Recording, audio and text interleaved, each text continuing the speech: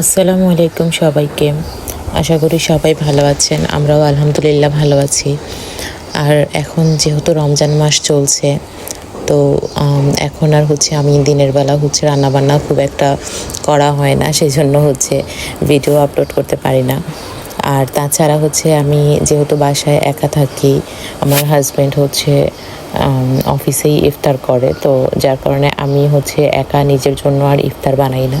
আম্মুর বাসায় চলে যাই বাবুকে নিয়ে ইফতারের সময়। তো আমি প্রতিদিন আমার আব্বু আম্মুর সাথেই ইফতারটা কমপ্লিট করি। তো আজকে বাবা ইফতারের সময় আসবে না, বাসায় বলেছে।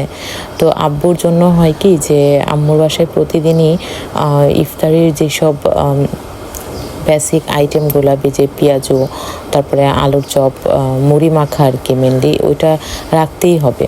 তো আব্বুর অন্য কোনো কিছু ইফতারের সময় পছন্দ করে না। তো যে কারণে হয় কি যে আমরা বা আমার বোনেরা তো প্রতিদিন ওই সব আইটেমই আমাদের খেতে হয়। অন্য খাবার আমরা রান্না করতে পারি না ইফতারের জন্য। তো আব্বু যেদিন আসে না সেই দিন আমাদের ওই আলুর চপ, পেঁয়াজু ওগুলার ওই দিন কোনোভাবেই আমরা ইফতারির সময় রাখি না। তখন আমরা অন্য কোনো আইটেম ইফতারিতে তৈরি করি। তো আজকে আব্বু আসবে না, বিকেলবেলা জানাইছে কল করে। তো এরপরই আমরা ঝটপট অন্য আইটেমগুলো আজকে ইফতারিতে রাখার জন্য প্রিপারেশন নিচ্ছিলাম। তো এখানে আমি খুব তাড়াহুড়ো করে একটু চিকেন উইংস যেভাবে করে, আমরা চিকেনটাকেই সেভাবে করে বানিয়ে নিচ্ছিলাম। একটু চিকেন ফ্রাইটা যখন সসের মধ্যে একটু ম্যারিনেট করে নিলাম, তখন খুব ঝাল ঝাল খেতে ইচ্ছে করছিল। এই কারণে একটু বোম্বাই মরিচ ছেঁচে তারপরে দিয়ে দিলাম সেখানে। তো ফ্লেভারটাও খুব সুন্দর এসেছিল।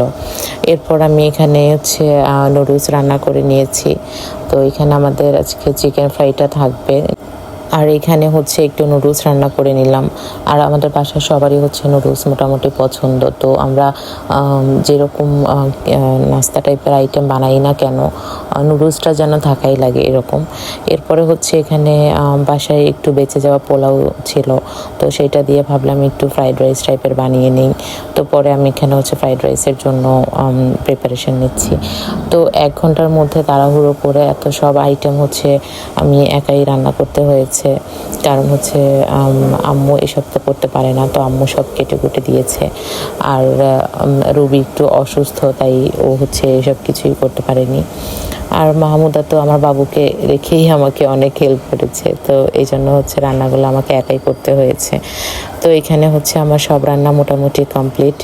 আর আজকে আমাদের ইফতার আইটেমে এগুলাই ছিল। তো অন্যান্য দিন থেকে আজকেরটা মনে যে খুব ভালো হয়েছে। সব কিছু মিলিয়ে আজকে এ পর্যন্তই। তো আমাদের আজকের ইফতার আইটেম এগুলাই ছিল। সবাই ভালো থাকবেন। আল্লাহ হাফেজ।